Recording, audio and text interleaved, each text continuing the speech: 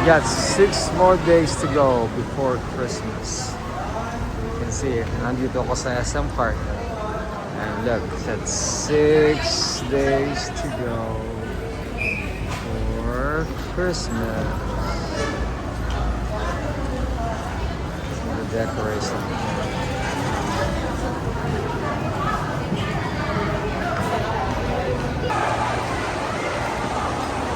Christmas in SM City Park.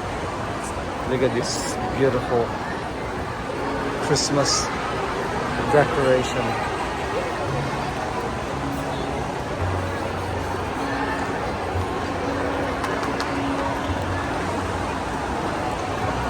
Ganda. This nice.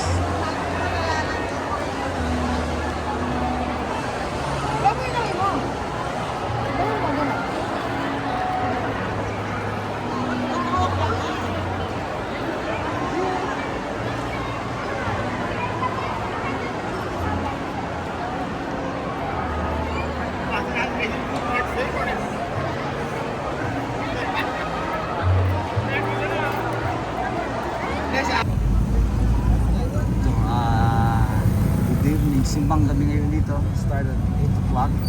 So the mass is still ongoing.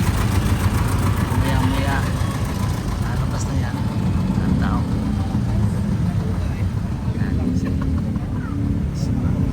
Ako doon ni Soy. Bibili kami ng bibingka at saka puto bumbong.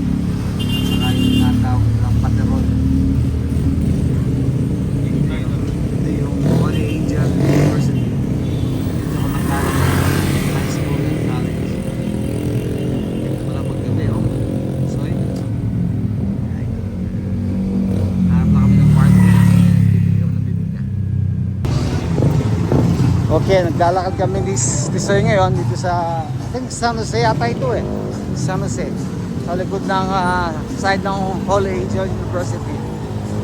So kaya maingay dahil maraming tao. It's almost 9 o'clock p.m. So maraming kainan dito. Pero ang ano namin dito, ang puntahan namin yung nagtitinda ng bibingka at saka puto bongbong. And then we're gonna try the hot cocoa, or sa Kapampangan they call it baterol. Ito yung sa likod ng ano, sa likod ng side ng ano, Holy Angel.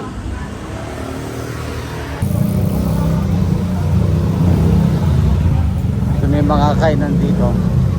So we have all this tindahan dito.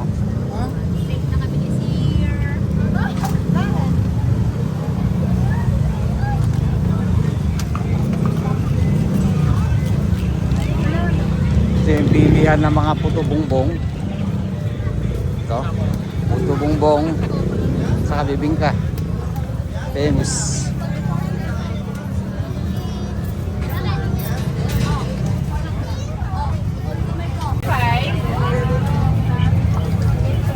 Ito yung sa kanilang puto bongbong.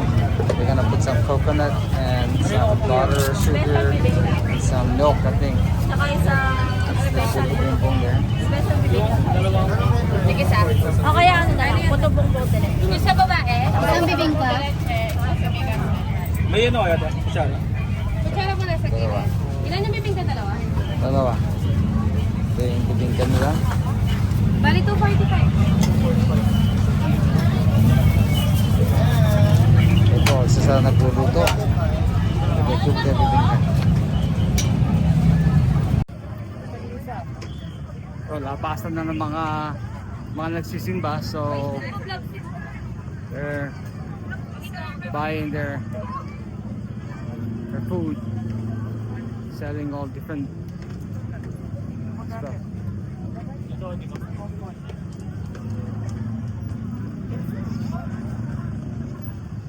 Ito yung simbahan, Holy Rosary Parish Church.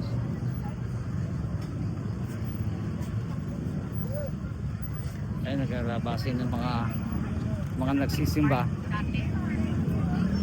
Mass is ended, so They're all running here para bumili ng mga iba-ibang mga kakanin. This is how we celebrate Christmas here in the Philippines. Ito, see?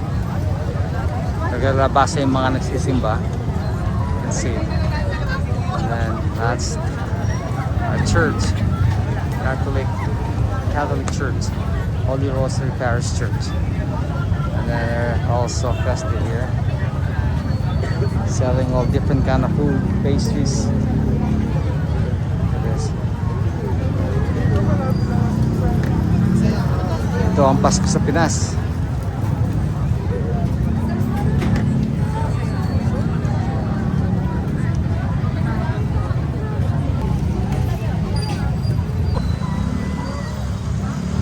Look at this.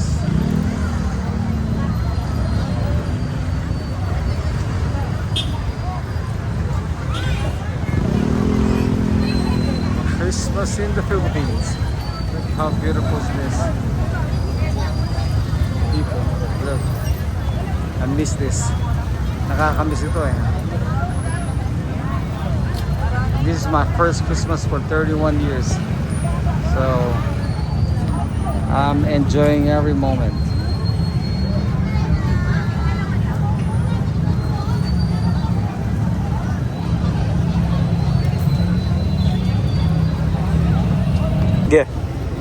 Okay, subukan natin tong special puto bumbong nila. It's 99 pesos. Meron siyang condensed milk, coconut, at saka leche flan. Subukan natin, try natin. Special to.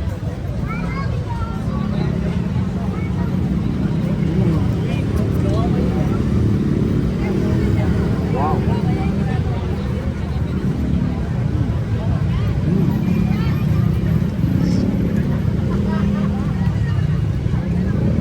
Yung puto bumbong was perfectly cooked.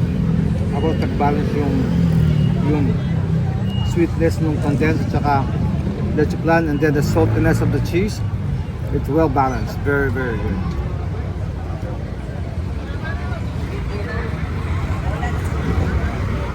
Try natin yung bibingka. Good. Okay, now try natin itong special bibingka nila. Mainit, so nilagay ko sa box. So let me open it for you so you can see the inside.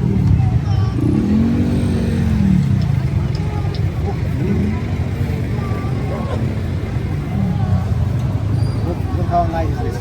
Look, it's got melted cheese, and then it got salted egg, and look how spongy it is. Very spongy, but it's hot and it's cooked. Look perfectly. Subukan natin. Let's try this.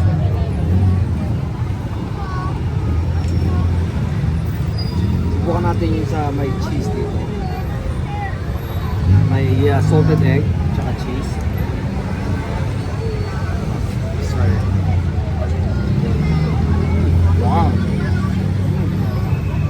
Wow. It's so soft and moist inside. Moist na moist siya. And then the saltiness of the egg, it combined with the sweetness of the sugar, and then yung cheese, it's caramelized dun sa taas. Ang sarap. It's so spongy, very nice. Wow. And the smokiness, kasi naluto nila sa uling, you can taste the smoke of the banana leaf. Wow, sarap. Very good. Okay. Ito po yung church nila, Manawag. It's the main entrance. Here. Ito yung pinaka-entrance nila.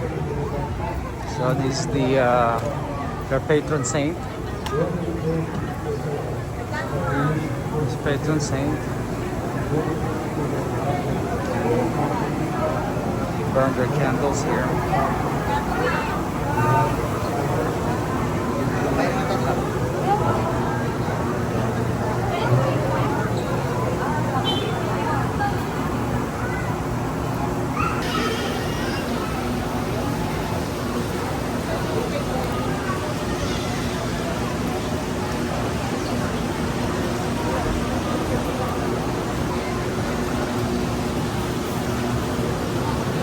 Dito sila nag-burn ng candles. You burn your candles here. And then there's a prayer here. Should be somewhere right there. You pray and then you light up the candle.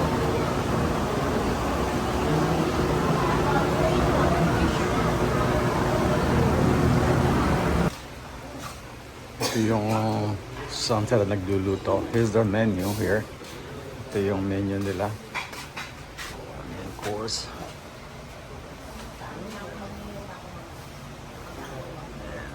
Dito.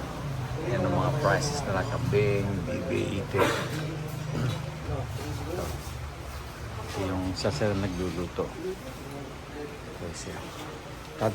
Dati kasi open ito eh. This one's open before.